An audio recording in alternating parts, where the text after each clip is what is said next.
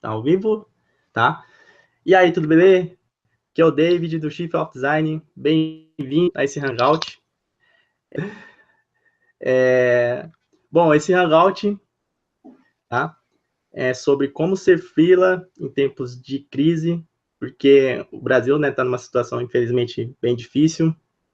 E quando se fala de crise, todo mundo fica assim, fica com medo. E, na verdade, às vezes, o período de crise pode ser cheio de oportunidades, né?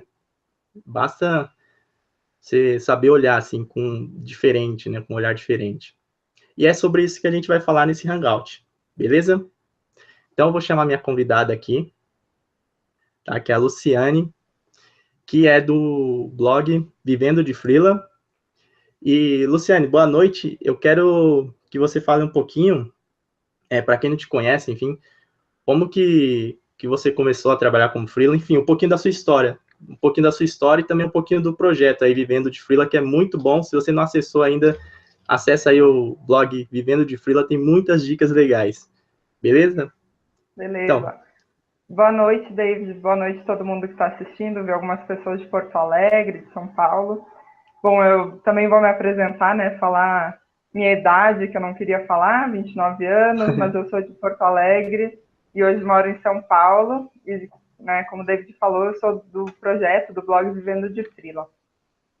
Me apresentar um pouquinho para vocês e também um pouquinho do projeto.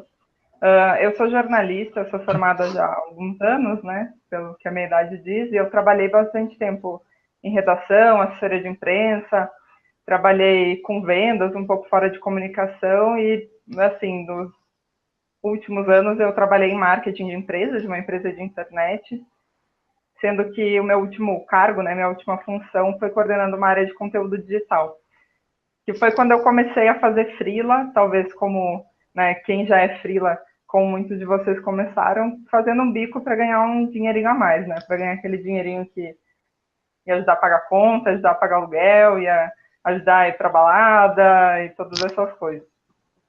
E eu comecei a fazer freela e não levava também o freela muito a sério, até que no início desse ano, em meio à crise, né, toda essa situação econômica, processo de impeachment, eu comecei a questionar muito a minha carreira, assim, porque eu estava num bom momento profissional, estava progredindo na carreira, estava indo bem, estava feliz com o que eu fazia, mas ao mesmo tempo eu não estava, né, me sentindo muito bem como profissional, estava, né, aqueles questionamentos que batem assim quando a gente tem quase 30 anos, eu estava em dúvida se esse era o caminho que eu queria seguir, se eu queria trabalhar dentro de empresa e tudo mais.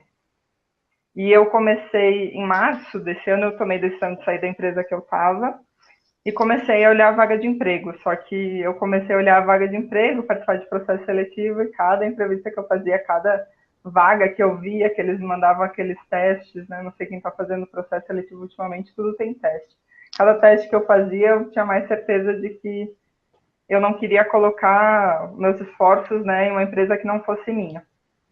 Então, eu comecei a me questionar, já que eu fazia freela, será que dá para viver de freela? Será que esse dinheiro que eu ganho, né, que hoje é extra, será que ele consegue pagar meu aluguel, pagar minhas contas, né, em São Paulo, que é uma cidade super cara?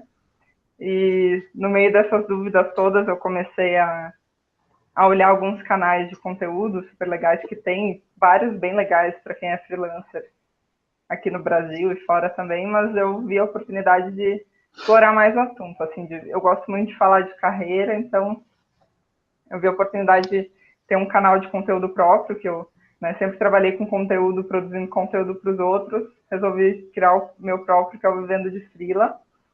Então, convido todo mundo para depois entrar lá no blog, vivendodefreela.com.br, tem também página no Facebook, tem Instagram e tem um grupo no LinkedIn, então, né, me segue lá em todos os canais, e daí vocês vão conhecer melhor minha história também. ok. É isso, mais alguma coisa sobre mim? Não. Beleza. A gente estava conversando antes, né, de entrar, e você falou que você, assim, saiu da empresa para trabalhar somente como freela nesse ano, né, nesse Sim. ano conturbado aí de Cunha, Dilma, Lava Jato, PIB lá embaixo.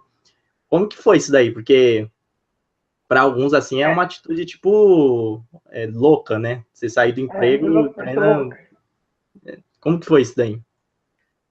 Foi uma decisão, na verdade, totalmente passional, né? Eu não refleti muito sobre o assunto, assim, porque eu saí do emprego realmente sem ter nada fixo, né? Mesmo os freelas que eu fazia, na época eu tinha poucos clientes, eu tinha os clientes que eu conseguia encaixar fora do horário de trabalho. Então, eu tinha uma reserva financeira, né? Que isso me ajudou bastante a não me desesperar e até a tomar a decisão, né? Ter o dinheiro me ajudou. Mas eu tinha uma reserva financeira que era para 4 meses, né? O recomendado sempre que eles falam é 6 meses, 8 meses, eu tinha 4 meses, que era um período curto. Mas, assim, eu de qualquer forma, foi uma decisão passional, mas que levava em conta também que era um mercado com oportunidade. Então, quando eu trabalhava em empresa, eu contratava muito freelancer e eu via isso crescer dentro da empresa também, né? Tipo, vamos contratar uma pessoa para fazer isso ou a gente contrata um freela? A gente faz internamente, sobrecarrega uma pessoa ou a gente contrata um freela? Isso para demandas bem diferentes, né? Para design, para desenvolvimento de site, para conteúdo mesmo. Então, né, não foi uma atitude totalmente louca porque eu tinha essa visão do mercado também. E, na verdade, até, né, complementando já que a gente estava falando Sim. antes, a crise, na verdade, né, muitas pessoas acham assim, que loucura tu sair do emprego fixo em tempos de crise, mas o que eu estou descobrindo, na verdade, é que a crise é maravilhosa para quem quer trabalhar como freela. As oportunidades estão melhores até do que para quem quer procurar emprego, quer trocar de emprego. Não sei se concorda comigo, David. Mas eu acho que por causa da crise, enfim, muita gente tem que acabar demitindo, né? Infelizmente.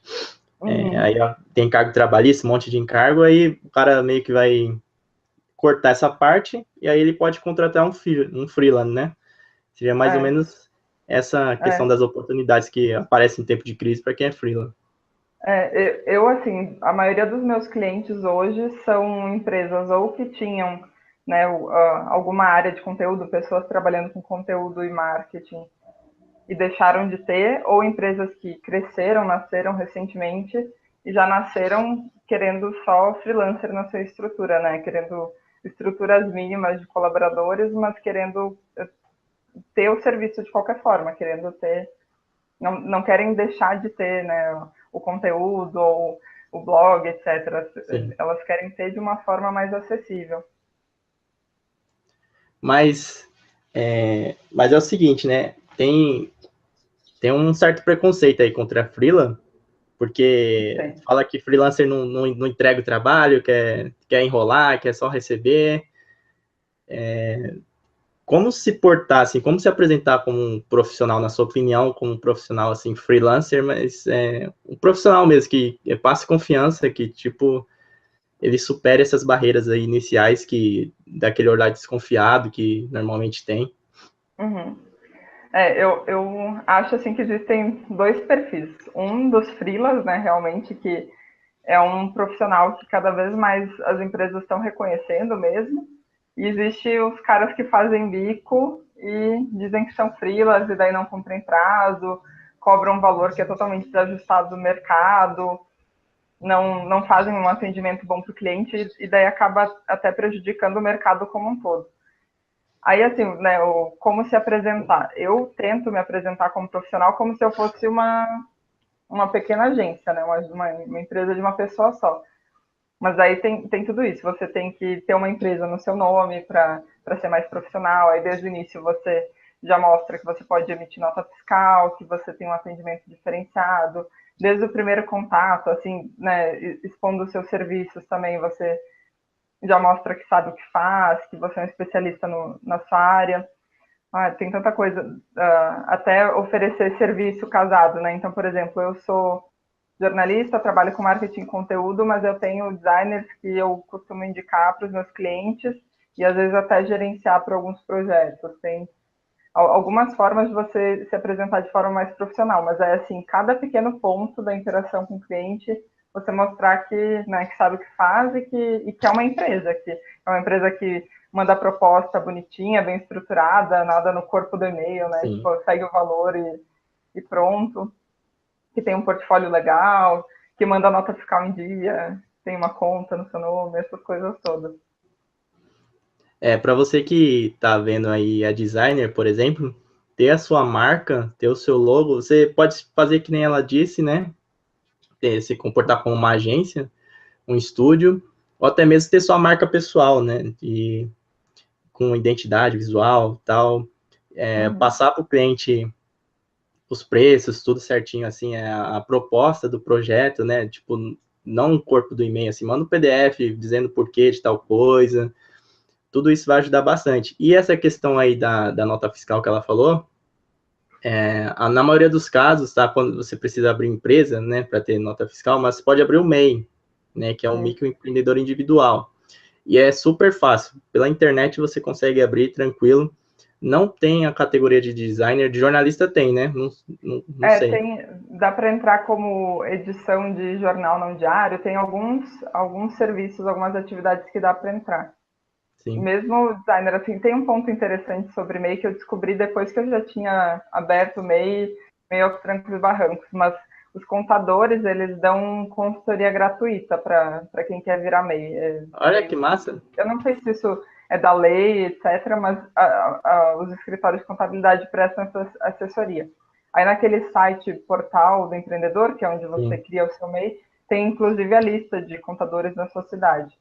Então, essa parte inicial, né, de escolher atividade, de cadastrar para a nota fiscal, que também cada cidade tem uma regra diferente, eles dão toda essa ajuda. Então, não tem desculpa para não ser MEI e não passar nota, até porque o valor que a gente não paga imposto sobre nota, né? É só R$ 50 por mês. Então, é bem baixo, assim, por mais que você não faça job nenhuma no mês, não tenha cliente nenhum, no outro mês, com certeza, vai garantir que você consiga cobrar até mais pelo serviço por pegar clientes que são mais profissionais, né?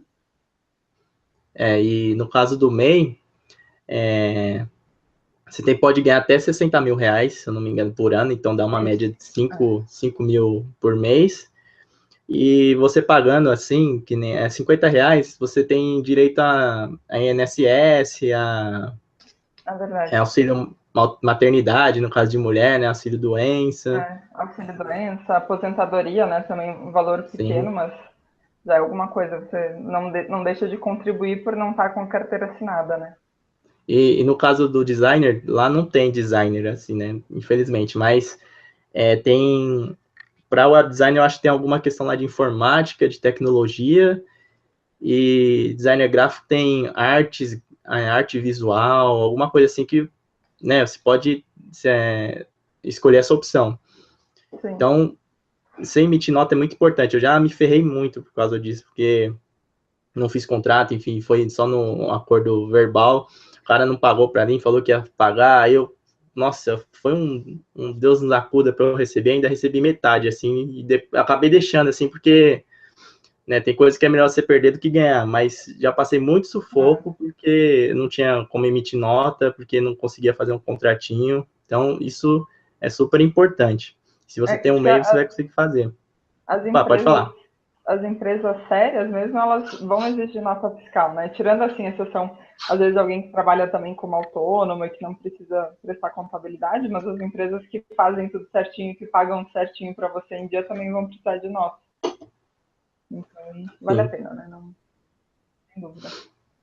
E eu tô planejando um hangout aqui, já tô adiantando com um advogado aqui, meu amigo, que aí a gente vai falar mais sobre essas questões, assim, burocráticas, tá? De contrato, direito de imagem. Então, nos próximos hangouts aí, fique esperto aí nos seus e-mails, porque eu vou te enviar. E uma pergunta que aparece muito pra gente, né, é o seguinte,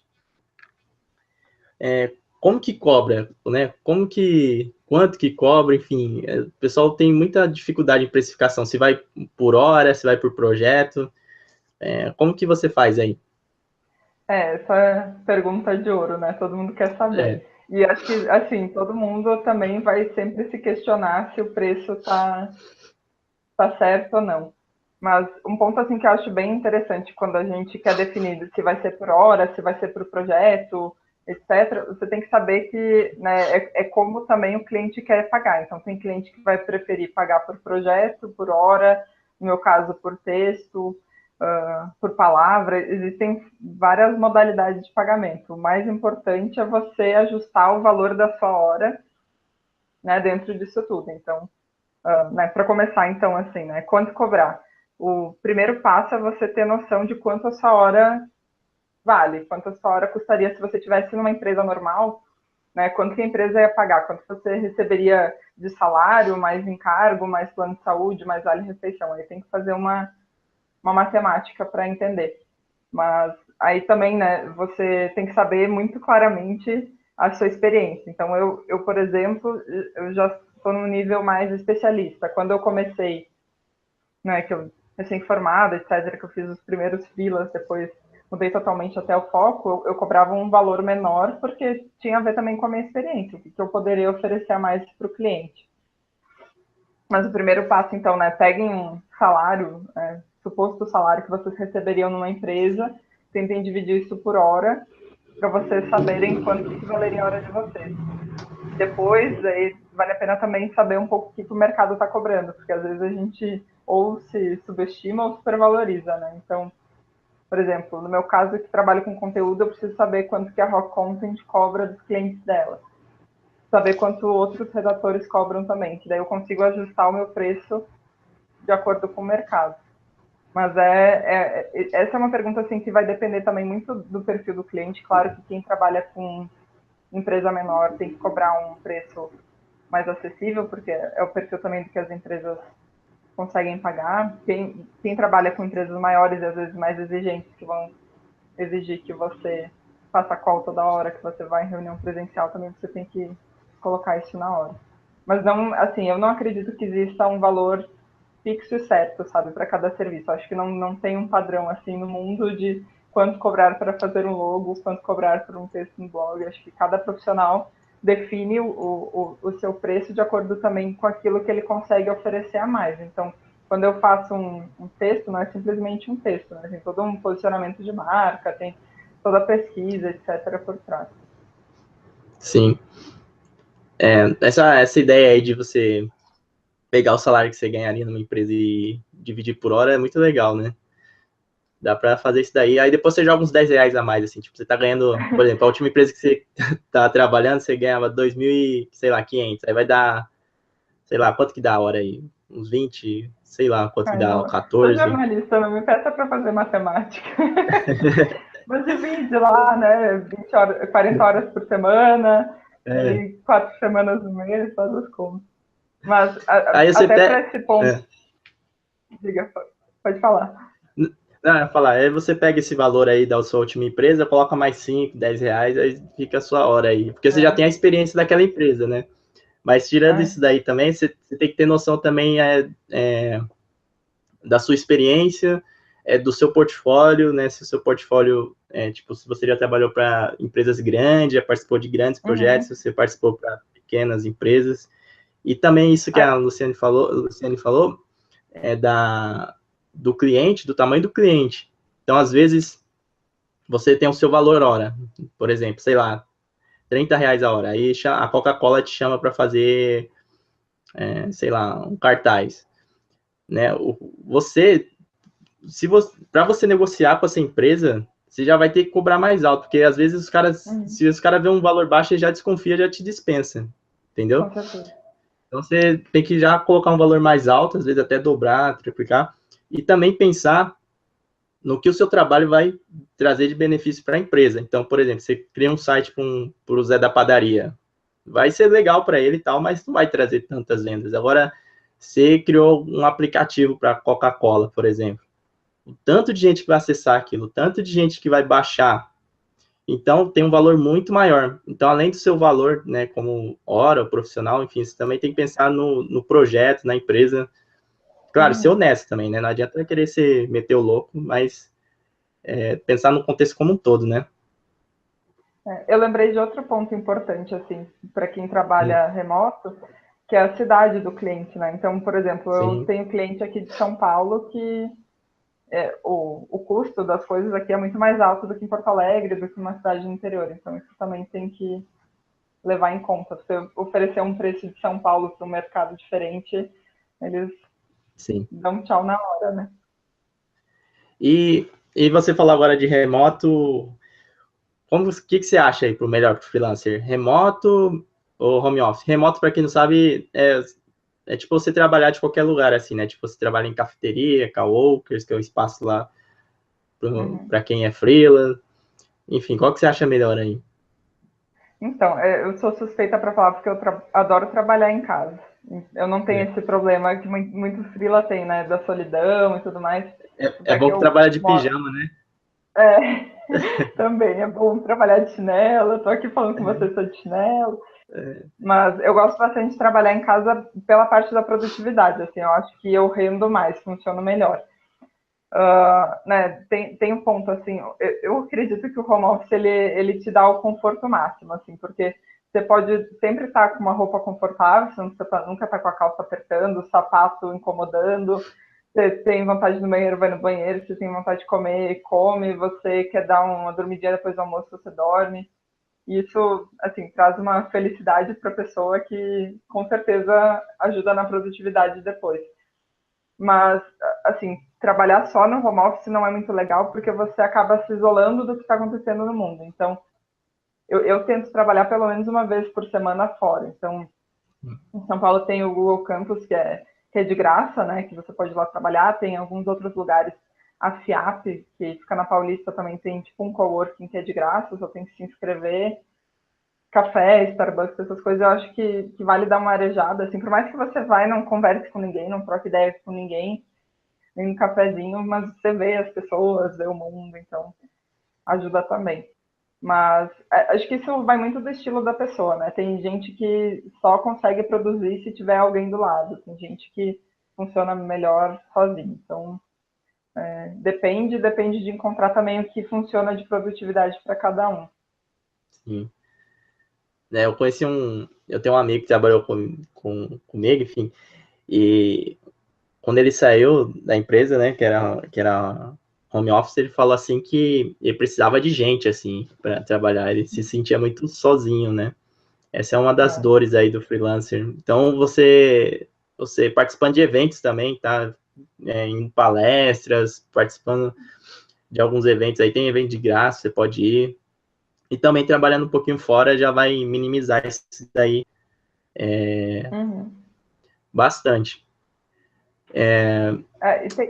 E tem um ponto da solidão que eu gosto de falar, que na verdade, assim, você se sente sozinho porque você não está, né, trabalhando o dia inteiro com um monte de gente, mas na verdade você tem mais tempo para falar com as pessoas que realmente importam para você, não que colegas de trabalho não importe, mas eu hoje tenho mais Sim, tempo para falar com meus pais que moram longe, para fazer sim. às vezes um Skype com algum amigo, algum parceiro que está longe. Então, a questão da solidão é bem Virtual, relativo, né? assim, depende do quanto você se coloca sozinho também. Ah, eu adoro trabalhar de pijama. Tá calor, trabalho de regata, sem camisa, sem chinelo, sem problema nenhum. Agora, e como que faz para não cair na tentação aí? Porque é o seguinte, você que trabalha em casa, é nego te chamando para, por exemplo, minha mãe perguntando, vai na padaria ali que não sei o quê, é cachorro latindo, é Facebook, é WhatsApp. Como que gerencia isso daí? Eu uso algumas técnicas assim de produtividade. Primeiro, que é estabelecer horário para trabalhar, né? Por mais que a gente tenha liberdade, que tipo, eu posso fazer academia às 11 horas da manhã, mas eu preciso ter minimamente uma rotina, porque senão o teu corpo nunca vai se acostumar um dia se acordar às 10, outro dia acordar 1 da tarde e começar a trabalhar. Então, o primeiro passo é você ter um horário para começar e tentar parar de trabalhar, né? Que é o mais difícil a hora de parar. Mas esse é um passo. Eu também uso a técnica Pomodoro, não sei se você conhece, que é aquela que você trabalha 25 minutos totalmente focado numa atividade, aí faz uma pausa de 5 minutos, é mais 25 Né? minutos, 5 minutos, e depois tem umas pausas lá que são maiores. Aí até para fugir dessas coisas de redes sociais, eu uso um aplicativo que é do Pomodoro, E daí ele, nesses 25 minutos, ele trava o meu Wi-Fi, o volume do celular, então não tem, assim, sabe aquelas fugidinhas para olhar no celular o Facebook, e não, WhatsApp não tem como. E daí no computador também dá para botar algumas técnicas, mas eu acho que mais mesmo é estilo de vida, você conseguir se regrar, conseguir gastar energia, né? Porque quem fica no home office e só fica no home office, chega à noite e a pessoa está totalmente ligada e sem conseguir focar, né? Porque ela não gastou energia física, só mental. Então você fazer academia, às vezes, né, se dá o direito de caminhar no parque, mas, né, dentro do que você consiga trabalhar. Eu gosto de aproveitar bastante a liberdade, assim, e tento me regrar. Tipo, eu sempre assisto alguma série no Netflix quando eu tô almoçando, sempre faço academia, eu leio um livro, assim, alguma hora, mas minimamente mantenho uma rotina. Essa liberdade de trabalhar para você mesmo, né? É muito bom. Você pode ir no cinema de terça, tipo, sem problema, né? Então, é muito bom, assim. E outra grande dúvida que o pessoal tem é prospectar cliente. E aí a gente tem alguns sites freelas aí, tipo Orkana, enfim, tem alguns. Aí, enfim, eles têm o valor deles lá, tem a taxa, porque o site também precisa sobreviver. E aí tem aquela questão do preço, que é barato, que não sei o quê. Como que faz para prospectar clientes, não somente nesses sites, assim, freelancers? Eu, sinceramente, nunca consegui um cliente por essas plataformas, que eu sempre o meu valor fica bem acima do projeto, né? E a maioria dos projetos eu nem participo porque eu acho o valor muito baixo. E é uma pergunta bem frequente também lá nos vendos de freela de, né, mas se eu não conheço ninguém, como que eu consigo cliente sem usar o Workana, 99 Freelas, Get Ninjas, etc. Aí eu acho que tem dois pontos. O primeiro é você não ter vergonha de se expor, porque, né, a gente que trabalha com comunicação, por mais que pareça, né, controverso, a gente muitas vezes tem vergonha de mostrar o próprio trabalho, de expor opinião, então, e ainda pessoas que trabalham fora de comunicação, imagino que mais ainda. Então, por exemplo, eu converso com alguns freelas que falam assim, eu estou precisando de cliente, como eu faço? E não está nem lá no Facebook do cara, no LinkedIn, que ele é freelancer como atividade. Então, é o mínimo, assim, você tem que dizer para o mundo que você é freela, você tem que ter lá no seu LinkedIn atualizado freelancer, o que você faz, com as palavras-chave que as pessoas vão te encontrar. E daí também, né, indo nessa lógica de não ter medo de se expor, participar de evento e falar com as pessoas, não ficar lá sozinho, sentado num canto, escrever conteúdo, né, que é a forma como eu e o David a gente se conheceu, foi por causa de conteúdo, então, né, realmente funciona, por mais que ele não seja meu cliente, nem eu seja cliente dele, Vai mas a saber. gente conhece, vai saber, né, no futuro, mas a gente conhece pessoas produzindo conteúdo, então eu tenho blog Vivendo de Freela, que é focado para freelancers, mas eu também escrevo coisas para potenciais clientes. Então, o LinkedIn é uma ferramenta excelente para isso agora com o Pulse, né, que é a ferramenta de Sim. publicação. Eu escrevi, na verdade, tinha republicado 2 artigos do blog lá e tinha, 20 visualizações cada, super baixo, né? E eu via, nossa, aquelas pessoas que escrevem tem 1 milhão de compartilhamentos, 1 milhão é exagero, mas tem vários, né? E daí um dia eu estava irritada com um tema lá que eu falo com muitos freelas da área de conteúdo, que é essa parte, né, de tá tudo virando commodity, né? Tipo, os clientes entram em contato assim, eu quero mais baratinho, eu quero de qualquer jeito, e os freelas fazem de qualquer jeito, copiam, colam. E eu botei isso no papel e o artigo fez um sucesso bem legal, assim, acho que está com 800 visualizações, mas me gerou no LinkedIn vários contatos novos, 2 empresas vieram pedir orçamento, uma empresa veio me chamar para um processo seletivo de emprego, que não era nem algo que eu estava procurando. Então, simplesmente porque eu falei algo que muitos freelas de conteúdo falaram, sabe? Então, esse ponto, assim, de... né, expõe a ideia. O freelancer, ele tem que se mostrar como um especialista no que ele faz. As empresas vão contratar porque vão ver, tipo, o David é o melhor designer que eu posso contratar, a Luciana é o melhor conteudista que eu posso contratar. Então, tipo, mostra isso pro mundo, né? Expõe opinião, expõe trabalho, né? Tem um portfólio online, posta no Facebook, compartilha assim, olha que legal esse novo projeto que eu trabalhei. Assim, tem que mostrar. E o outro ponto, né, só para me perder, é você se tratar como uma empresa mesmo na hora de prospectar clientes. Se você for assim como, o que faz bico, o que, né, faz um servicinho ali, outro aqui, assim, com certeza você vai ter menos clientes ou os clientes vão ver você de uma forma menos profissional. Então você tem que prospectar, tipo, procurar, tipo, eu trabalho muito com empresas da área financeira ou área de B2B. Então eu conheço algumas empresas que fazem conteúdo, que tem blog, eu entro em contato eventualmente com elas no LinkedIn, mostro meu serviço, ou simplesmente tipo, estou lá conectado. Você tem que mostrar que você é uma empresa. E depois também na parte, né, vai fazer uma proposta. Eu falei, não manda no corpo do e-mail só o valor, manda uma apresentação bonita. Vai enviar um portfólio. Esse é um ponto até que é interessante, assim. O seu cliente não necessariamente entende se você mandar um link para o seu portfólio lá no Behance, talvez ele não vai entender muito bem a lógica daquilo tudo. Manda uma apresentação comercial, como se você estivesse vendendo, dizendo qual é o seu diferencial, qual a sua experiência, né, sua formação, etc. Se trata como uma empresa que fica mais fácil de conquistar cliente também. Nossa, essa ideia aí de mandar uma apresentação de vez só o link do Behance é muito boa, viu? Porque a gente manda, fala, aqui é o meu portfólio aqui. Aí o cara, tipo, nunca viu o Behance na vida, não é da área, vai olhar assim, vai, que coisa é essa aqui, né? O que eu faço com isso daqui? O nosso erro é que a gente faz portfólio para pessoas como nós, não para os nossos clientes, né? Verdade. Então, nosso cliente pode ser tipo um diretor de marketing, ele pode ser um diretor de vendas, ele pode ser o dono do negócio, não necessariamente ele entende a nossa linguagem, a gente tem que falar a linguagem dele. E tem que ser um para cada cliente, né? Não é mandar assim, tipo, padrão para todo mundo igual, tem que falar um pouco da linguagem do que eles querem ouvir também.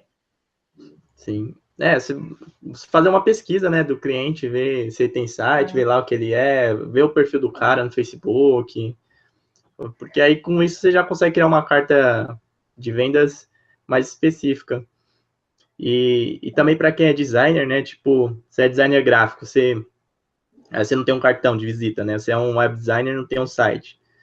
Então você tem que ter, pelo menos na minha opinião, né, além de você, tipo, atuar na área, assim, você tem que meio que viver aquilo, sabe? Então, o cara vai perguntar se você sabe criar site, aí você não tem o seu próprio site, o cara. Então, eu acho que além de trabalhar, né, também dar um trato, assim, no marketing pessoal, né, na sua imagem como profissional, é muito importante para prospectar qualquer cliente. E produzir conteúdo, como a Luciane falou, nossa, meu, é algo fenomenal, assim, é sensacional. Eu até criei um vídeo já que eu vou soltar no YouTube sobre isso, mas quando você publica conteúdo na internet, e não necessariamente você precisa ter um blog que nem a gente, tá? Mas você pode ter um Medium, ter um Facebook, o próprio LinkedIn, você pode publicar conteúdos lá. As pessoas vão te encontrar, né, nessas redes sociais, vão ver a sua opinião, né, como você se porta. Você vai ajudar outras pessoas, você pode conseguir parcerias. Produzir conteúdo para a internet é muito poderoso, principalmente para você que é freelancer, né? Que precisa que as pessoas, assim, te achem também, né? Porque só procurar é meio complicado também. Eu, particularmente, estou bem apaixonada pelo LinkedIn para achar cliente, assim, produzindo conteúdo e prospectando. Então, recomendo. Para quem não tem ainda perfil, é bem legal. Eu já consegui emprego pelo LinkedIn, consegui 2 empregos. O primeiro emprego que eu consegui foi para dar aula. Eu dei aula no Senac, e aí eu fazia o curso no Senac, né? Eu tinha acabado de terminar o curso. Aí eu vi um cara lá procurando, assim, professor, e antes disso, meu coordenador tinha me chamado já para dar aula, né? Só que aí aconteceu algumas coisas lá, acabei não indo. Aí eu olhei a vaga assim, eu falei, putz, essa daí é minha, meu. Mandei lá pro cara, falei, tal, que não sei o quê, aí eu já meti o coordenador tal, que não sei o quê, consegui. Fiquei deixa eu ver, quase uns 3 anos lá que eu dei aula. Então, o LinkedIn é mais específico, né, mais profissional, dá para arranjar muita coisa por lá. Exato. E tem uma parte aí também do freelancer que é complicada, que ele sofre, que é a concorrência. Como lidar com a concorrência aí de outros freelancers, enfim, de empresas? Nego fica desesperado quando vê concorrência. Talvez a minha visão seja muito otimista e boazinha, assim, mas eu não, assim, eu ainda não encarei nenhum freelancer como um concorrente, não consigo enxergar assim.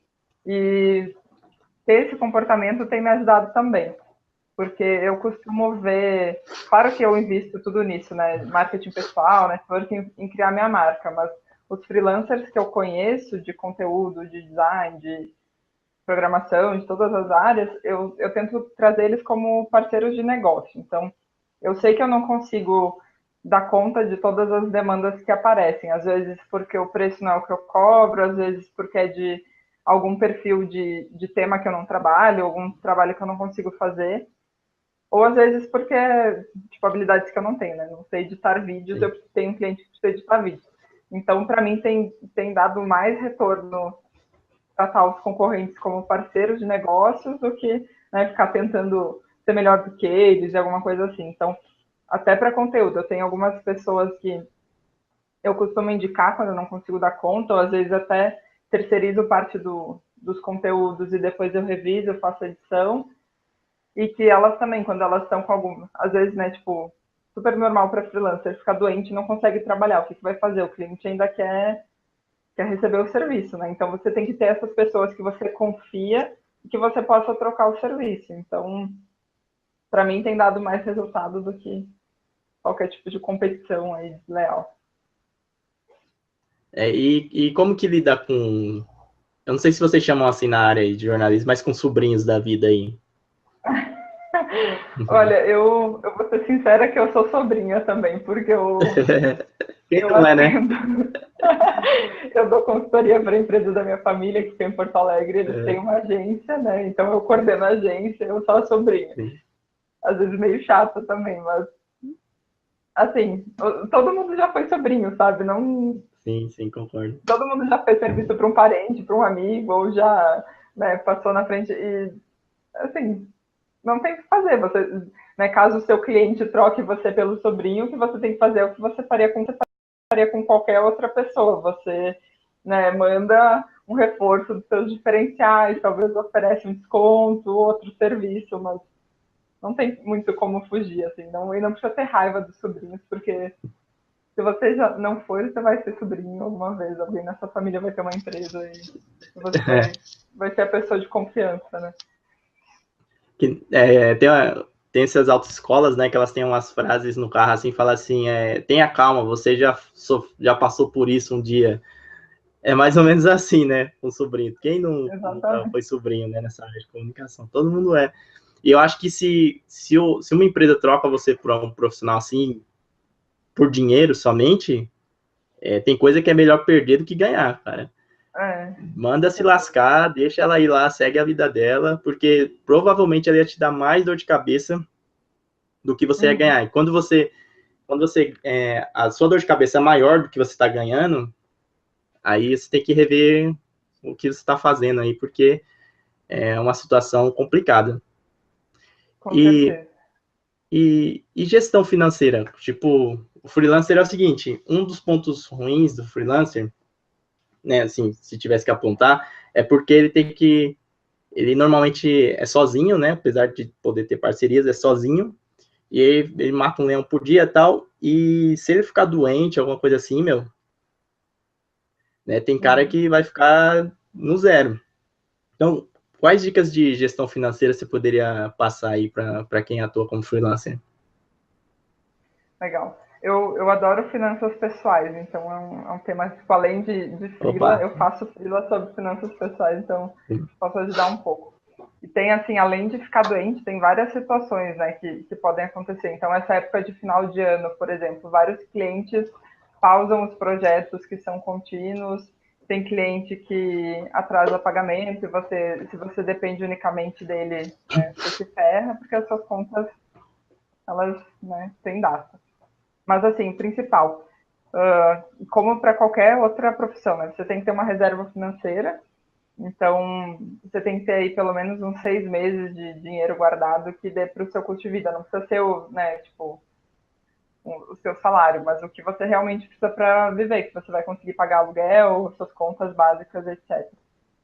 Então esse é o primeiro ponto. Você ter uma gestão realmente financeira, porque quando você começa a trabalhar como freelancer, acho que acontece com todo mundo, né? Você vai assumindo novos gastos que você às vezes nem imagina, tipo, eu preciso comprar um pacote de envelope, sabe? E custa R$ 5. E são custos pequenos, assim, que você vai tendo ao longo do tempo e que não... Enfim, que não estão muito dentro do planejado quando você formula o seu preço. Então, é legal ter um controle financeiro que você vá anotando todos esses gastos, tipo, às vezes, para ir para uma reunião com o cliente, para enviar um contrato por correio, esses custos que são de uma empresa mesmo, e separar dos seus custos pessoais também, que a maioria das pessoas também não faz um controle né, de finanças pessoal. E tem um ponto que é bem importante também, que é de você planejar investimentos. Então, né, nossa ferramenta, computador. Se você trabalha numa empresa, seu computador pifa, você, né, rapidamente alguém conserta para você ou compra um novo. Se você trabalha sozinho, além de você pagar pelo conserto ou por um novo, você fica sem trabalhar. Então, todas essas coisas tem que considerar, assim, qual é, né, o capital da minha empresa, o que a minha empresa precisa ter para funcionar 100%. Eu preciso ter internet, eu preciso ter o computador, não é muita coisa, mas você precisa ter dinheiro para garantir que tudo isso esteja rodando. E, né, cobrar preço justo, assim, essas coisas também ajudam você a se manter, porque ficar cobrando valor abaixo do mercado, tem muitos clientes, às vezes não dá para pagar as contas todas. E também tem uns valores ao contrário também, né? Tem que eu recebi, a gente recebeu aqui do Hangout, que era perguntando sobre a tabela da associação de designers lá e tal, que assim, ela é meio surreal para freelancer, na minha opinião. Na maioria dos casos ali é preço para agências, pequenas agências, né? Então, essa questão do preço também você tem que ter meio que noção da realidade também, né? Que às vezes eu sei que seu trabalho é bom, mas tem nego que quer cobrar algo que infelizmente não. Até valeria, mas ele não ia conseguir aquele valor. Então você acha que para um cara que quer ser designer, não, quer ser freelancer, tipo, ele quer trabalhar só como freelancer, ele precisa ter uns 6 meses aí de garantia antes de largar o emprego dele, antes de fazer o que você fez aí? Pelo menos, assim, claro que quem, né, mora com os pais, não tem esses custos maiores, é mais tranquilo. No meu caso, como eu pago aluguel sozinha, né, tenho todo o custo sozinha, pelo menos 6 meses. Se conseguir ter mais, claro que é o ideal. No meu caso, eu não tinha 6 meses, eu tinha 4, e assim, eu não sei se foi sorte, se foi destino, mas quando acabou o meu dinheiro de reserva, eu comecei a ganhar dinheiro que conseguia me manter. Então, né, ter uns 6 meses de reserva bem planejado é interessante, porque por mais que você consiga muitos clientes no início, tem, né, prazo para pagamento, às vezes tem tempo de formalização também, então dá para esperar assim no primeiro dia sair ganhando dinheiro também. Né? Isso daí tinha que ser lei para todo mundo, assim, todo mundo tem que ter uma reserva aí, porque né, imprevisto sempre acontece, infelizmente. E para o freelancer se destacar, assim, no mercado, enfim, para ele conseguir um destaque, além de publicar conteúdos, que eu acho que é algo que vai te ajudar bastante, tá? E qualquer um pode publicar conteúdo, sempre alguém é melhor do que você em alguma coisa, saca? Então, sempre você vai poder ensinar alguém, por mais básico que seja. Eu publiquei um conteúdo, qual que foi? Teve um artigo lá que eu coloquei no blog, que era 11 super dicas para designers, né? Aí eu escrevi num dia, eu olhei assim e falei, putz, meu, tá ruim isso daí.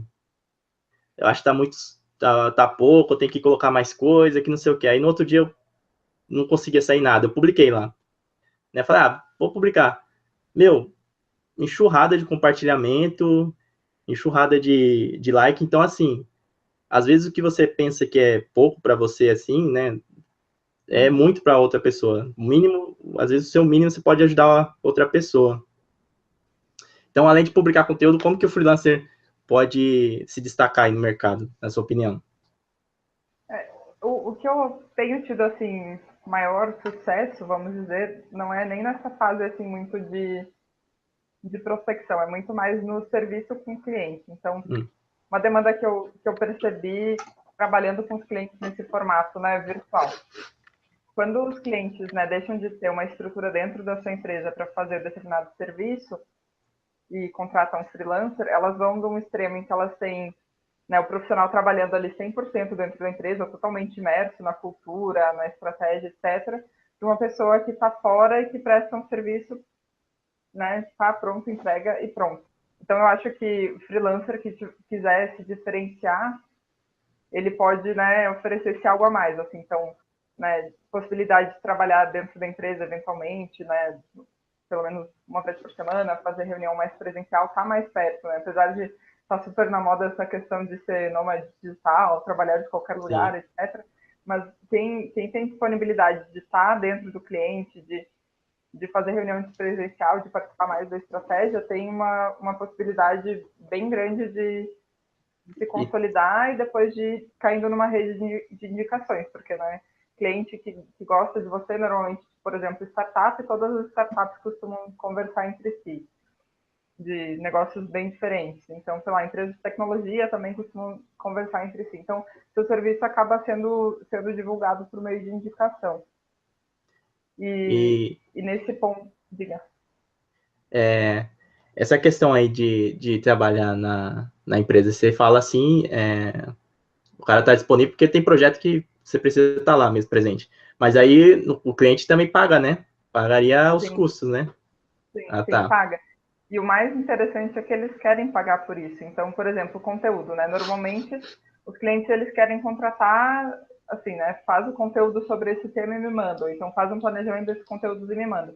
Aí, quando você começa a oferecer um serviço mais elaborado, então, eu faço toda a parte de planejamento de conteúdo, uma estratégia de marca, estratégia de distribuição. Quando você coloca, né, esse algo a mais no seu serviço, eles querem pagar por isso porque eles veem muito valor. Então, e que acaba sendo também uma necessidade. Então, no meu caso, né, por exemplo, a Rock Content é meu maior concorrente, eu digo, porque eles têm muitos clientes no Brasil e na empresa de segmentos bem diferentes. Mas eles não têm essa presença física com o cliente de lá, de conversar com as pessoas da equipe, de eventualmente precisa fazer uma entrevista, faz uma entrevista, precisa acompanhar um evento, acompanha. Então, você se colocar como um profissional mais completo e que tem disponibilidade de estar próximo ao cliente ajuda bastante. Massa. Muito bom. E para quem está atuando como freelancer, para quem quer atuar, quais dicas aí você daria? Quais os principais passos aí para o cara conseguir ficar somente com o freela, né? Para começar na carreira, você diz, ou no geral? Para começar e também para se manter, assim, né? Porque às vezes a gente, por exemplo, todo designer é meio freelancer, né? A gente Uhum. aparece um cartão de visita aqui, sei lá, de alguém, a gente pega e faz. Mas se manter mesmo com isso, sabe? É todo Uhum. dia, assim, conseguir manter mensalmente, assim, só como freelancer, não depender de empresa, Ah, né? legal. Conseguir viver de freela mesmo, né? Pagar as É, contas e tudo mais. vivendo de Aí eu freela, acho, pô. eu acho que o primeiro passo é essa parte de definir serviço, porque, né, se você quer viver de freela, você não pode ser mais um freelancer de conteúdo, de design, etc. Você tem que ter um serviço bem Você é definido. especialista, você está falando, no caso, de definir um? Ah, entendi. Ser especialista, e daí você pode ser especialista tanto num tipo de job quanto em um segmento de mercado. Então, sei lá, eu tenho muito cliente, já falei da área financeira, tem muito cliente que é foco B2B. Então, você pode. A empresa da minha família lá, que eu sou sobrinha, é da área de alimentação. Eu não achei nenhuma agência assim super legal em Porto Alegre, talvez tenha pesquisado pouco, que seja especialista na área de alimentação, que tem, né, milhares de pequenas e médias empresas. Então, se você define esse foco, fica mais fácil depois você. Toda essa estratégia de prospectar, de divulgar seu trabalho, fica mais tranquila também. Aí, depois de definir o serviço, né, ter o dinheirinho para você se dar um pouco de tranquilidade nesse início, que acho que muitos freelas, assim, começam às vezes freela full-time erram, é porque eles têm essa urgência de pagar as contas, a urgência de sustentar, e daí eles acabam pegando muito freela por um preço muito barato, que eles não conseguem, às vezes, entregar com a qualidade que eles poderiam, né, porque precisam do volume para ganhar dinheiro, e eles entram nesse mercado paralelo aí, que, né, do preço baixo e muita quantidade. Então, se você desde o início tiver essa tranquilidade, tipo, tenho dinheiro, consigo focar num mercado melhor, aí os caminhos se abrem depois. Aí depois também entra isso, de estabelecer rotina, né, ter um lugar certo para trabalhar, não achar que vai dar certo ficar trabalhando no sofá, na cama o tempo inteiro. Então, eu, por exemplo, eu estou aqui no meu home office, né? A churrasqueira atrás é porque eu perdi a minha varanda e mesa de jantar, mas eu ganhei um home office. Então, Mas você é do sul, não é? É.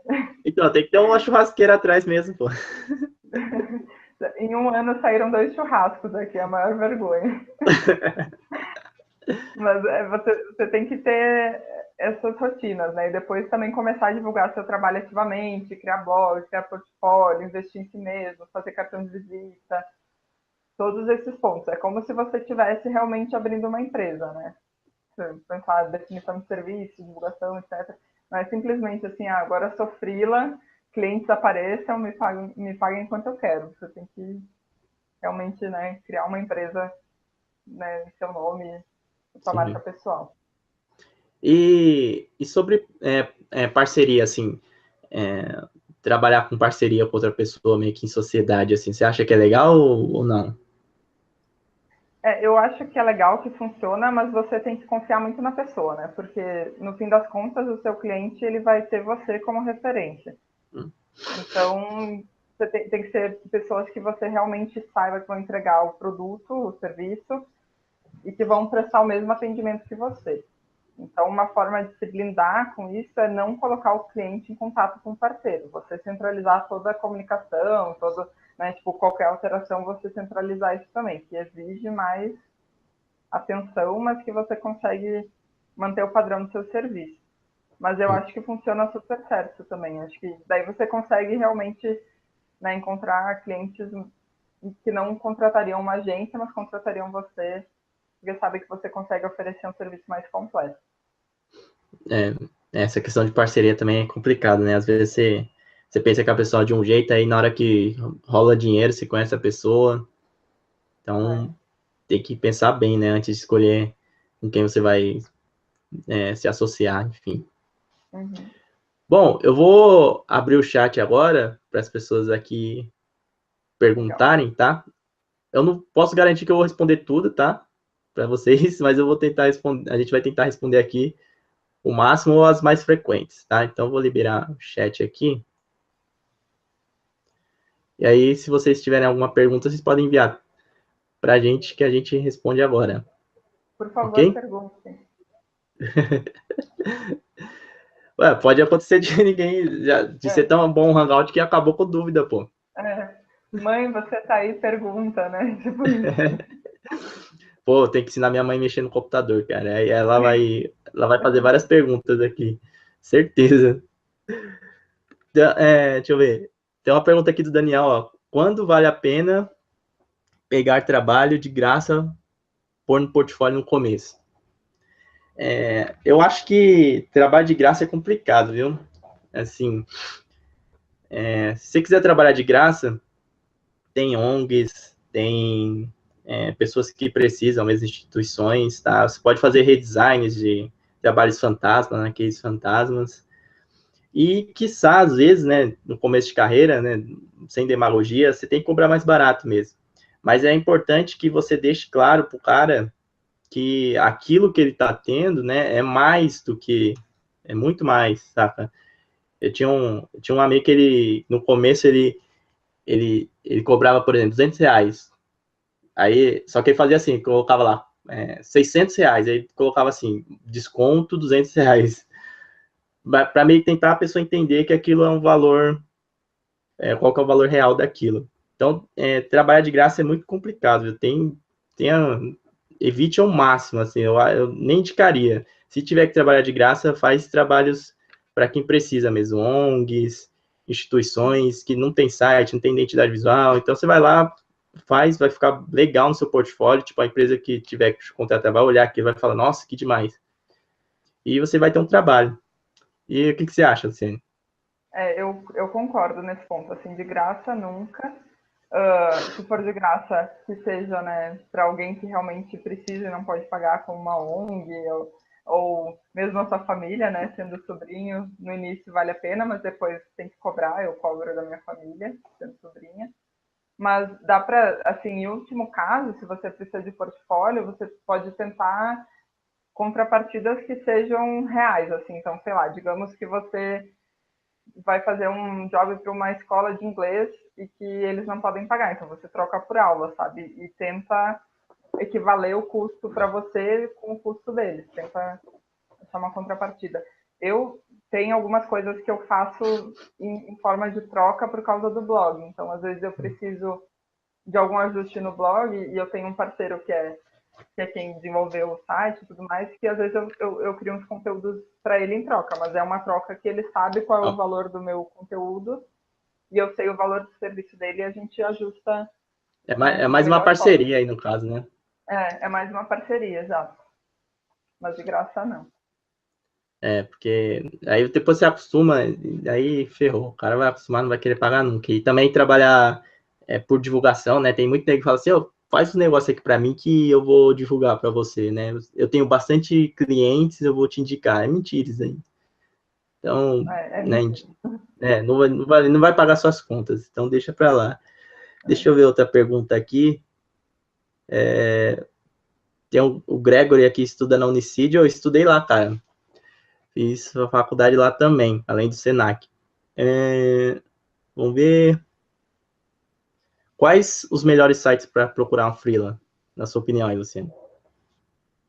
Então, eu não uso muito essas plataformas, mas Hum, já me falaram que o Orkana tem, que eles têm algumas medidas para regular o preço, mas para mim não funcionou.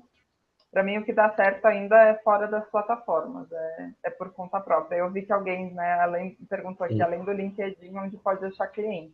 isso. Tipo, naquele Network, ponto, assim, né? networking, ou, por exemplo, vou trabalhar com startups. Entra na Associação Brasileira de Startups, vê a lista de empresas, manda um e-mail para todo mundo, descobre quem é o diretor de marketing, etc., e vai tentando, assim, você tem que achar, como se fosse qualquer outra empresa, né, que vende, você tem que achar os clientes de alguma forma, em associação, em entidade, em evento, procurando o próprio site, descobrindo, né, por exemplo, você identificou uma empresa que é sua concorrente em termos de serviço. Acha os clientes deles e descobre quem são os concorrentes dos clientes e vai fazendo contato. Então, Sim. olha, o seu concorrente está contratando a empresa tal para esse serviço, eu também presto esse serviço, mando portfólio, essas coisas. Beleza. Aí o cara falou aqui que a professora, professora indicou lá, abraço para a professora se estiver me vendo. Muito boa a professora lá, as aulas dela eram muito boas. Aqui, ó, do Jonas, tem como ter um emprego fixo e ainda trabalhar com freelance? Sim, isso daí a maioria das pessoas que trabalham com design, por exemplo, fazem, né? Você tem um emprego fixo, aí você trabalha com freela. O problema é se você quiser fazer os freela lá dentro da empresa. Aí se o seu chefe vê, ó, ferrou. Mas por fora, assim, depois que você saiu do emprego, assim, do seu horário, né, que você cumpriu lá na empresa, você pode fazer o que quiser, inclusive pegar freela, tá? Então isso é bem comum e dá uma aumentada no final do mês aí, nos seus rendimentos. Então não tem problema nenhum, né? Eu acho também que tem um ponto que é importante falar, que nem todo mundo dá certo como freelancer full-time, assim. É Porque verdade. tem perfis de pessoas que ou por, né, necessidade mesmo, ou por perfil, não se dão bem, assim, com a falta de estabilidade, com não ter benefício, 13º. Tem pessoas que precisam ter um chefe também, por causa de perfil, assim. Então, eu acho que dá para conciliar bem as duas. Claro que sempre vai ter um limite de quanto que você pode crescer dentro das duas, né? Talvez você esteja indo super bem no trabalho, precise focar mais nisso, e o freela fica em segundo plano. E talvez você comece a ver que o freela está dando mais certo e, né, deixa o trabalho em segundo plano. É só você conseguir conciliar assim. Tem uma pergunta aqui do Rodolfo, que ele fala, no início é bom se basear nos valores de outros freelancers para saber quanto cobrar. Ou é melhor tentar estimar as horas gastas no projeto? Assim, você pode saber o quanto outros freelancers cobram, né? Para você saber mais ou menos como está o mercado, assim. Então, por exemplo, se o cara tem mais ou menos o mesmo perfil que você, o mesmo nível escolar, o mesmo nível de experiência, assim, parecido, tá? É bom você saber para, tipo, você ter uma noção se não está cobrando muito barato, ou muito caro. Mas só se basear nisso não é muito legal, não. Bom é você saber também do seu valor, do seu preço, tá? Juntar todas essas informações que você tem, definir o seu preço, e no caso aqui, que ele perguntou horas gastas no projeto. Depende do projeto. Tem projeto que você vai ter que fechar o preço fixo, assim, tipo, por exemplo, um banner, por exemplo, você vai fechar o preço fixo, tá? Mas tem projeto que já é por hora. Eu, por exemplo, trabalhei alocado numa empresa que era para resolver uns bugs lá, era de front-end. Então, era por hora. Eu tinha que resolver os bugs lá, não tinha previsão, então eles me pagavam por hora, tá? Depende do projeto aí. Tem alguma coisa para falar disso aí, Luciano? Sim, eu acho que é importante assim você se basear mais, né, pelo mercado em geral do que necessariamente outros freelas. Então, mercado daí eu digo tanto empresas, agências, quanto outros Sim. freelas. Mas lembrar assim que o serviço não é um produto, né, que tem aquele preço de prateleira. Então, serviço, o valor pode ser justo para um tal valor e para outro ser totalmente fora do contexto. Então, depende muito do que você oferece a mais da empresa, etc. Já aconteceu assim de eu chegar num cliente e cobrar o dobro que eu costumo cobrar por enxergar, né, que era uma empresa que demandava mais, e eles falam assim, nossa, como seu preço é barato. Então, assim, você tem que, na verdade, ter o valor que é justo para você e ir ajustando conforme for o caso. Tá. A questão aqui da Agatha, deixa eu ver. Pela segurança do profissional, como vocês abordam a questão do pagamento com o cliente, para não ter surpresas no final? Como você faz aí? Contrato, né, gente? Quando é cliente assim de alto valor ou que seja, né, projeto contínuo, tem que ser contrato. Daí, um contrato de prestação de serviço não precisa ser muito elaborado, mas que tenha data de pagamento fixa, né, os critérios, né, para o que o cliente tem que fazer para o trabalho acontecer, o que o freela tem que fazer para o trabalho acontecer, isso é o básico. Daí, né, você pode pedir ajuda para um advogado, tem alguns modelos na internet também que dá para usar. O Tomás aí. Opa, pode continuar. Não, eu ia falar do Tomás que perguntou se Isso. existe, né, alguma plataforma jurídica, etc. Eu não conheço, mas eu vou indicar outro blog que é sobre freela para vocês, que é o Aparelho Elétrico, e eles têm um produto digital que é o Freela DocBox, eu acho. Isso. Enfim, que é um kit de várias ferramentas que são importantes para o freelancer, e lá tem modelos de contrato para prestação de serviço. Alguns clientes também têm o seu próprio modelo, então, né, na dúvida, sempre pergunta assim, você tem um modelo próprio de contrato? Aí você já faz dentro do que eles estão acostumados. Claro que lendo o contrato, né, não vai assinar qualquer coisa. Sim. Eu tenho um modelo de contrato aqui, mas tipo, para disponibilizar assim, é meio complicado, porque eu não sou advogado, né? Então, posso ser meio responsável. Mas essa ferramenta que a Luciane falou é do Henrique, né? O nome do aparelho elétrico é muito bom, tá? Então, pode ajudar bastante. E sobre preço, não, sobre pagamento, é bom você colocar no contrato também, né? Tipo, por exemplo, no caso de designers, né? Pagar metade ou, sei lá, 40%, 30% para iniciar e depois vai pagar o restante no decorrer do projeto. E também colocar as alterações, né? Tipo, o limite de alterações, principalmente projetos gráficos, assim, de identidade visual e tudo mais. Se não, se caso não caiba isso daí, você vai trabalhar por hora aberta. Então, tipo, o projeto vai andando, vai requisitando, por exemplo, loja virtual. Às vezes aparece bastante, assim, você vai criar uma loja virtual, né? Aí você estipulou tantas horas para aquela loja virtual, só que vira e mexe aparece requisição. Página de checkout mudou, que vai ter que ter outra página, um pop-up vai aparecer não sei aonde. Então, nesse caso, é melhor ter o escopo aberto. Então, você deixa aberto, isso daí não fecha o projeto. Uhum. Bom, deixa eu ver aqui. Vou pegar a última pergunta aqui, para a gente finalizar. Ou já respondi todas aqui, não sei, meu.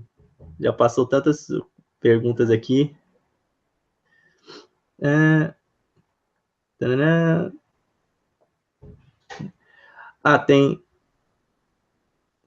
Tem essa daqui aqui.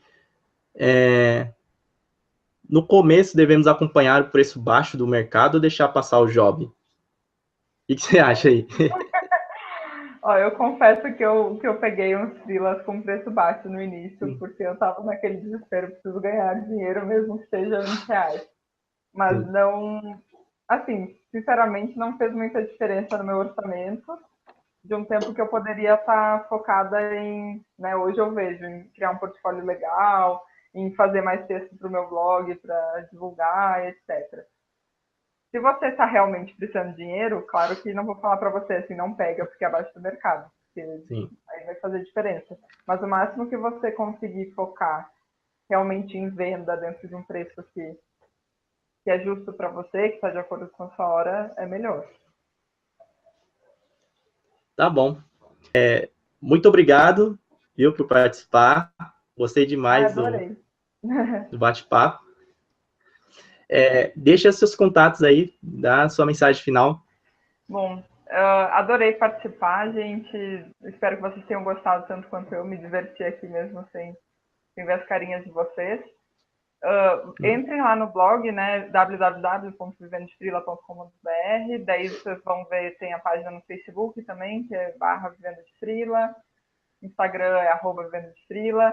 Podem me adicionar no LinkedIn também, a Luciane Costa. A foto é um pouco antiga, mas sou eu, um pouco mais morena e um pouco mais jovem. Aí podem me adicionar, a gente vai trocando ideias. Se vocês quiserem também enviar e-mail com alguma dúvida, é luciane@vivendodefrila.com.br. Tá bom. Obrigado a todo mundo que assistiu, ficou até aqui. A gente não caiu o número de espectadores, assim, sempre manteve o mesmo número. Então, muito obrigado a você que assistiu até o final. Se inscreve no canal no YouTube, tá? No Chief of Design, na YouTube /Chief of Design. E também fica ligado nos e-mails lá do chefe, porque será por lá que eu vou avisar dos próximos Hangouts, beleza? Muito obrigado a todo mundo que assistiu. Forte abraço e até mais.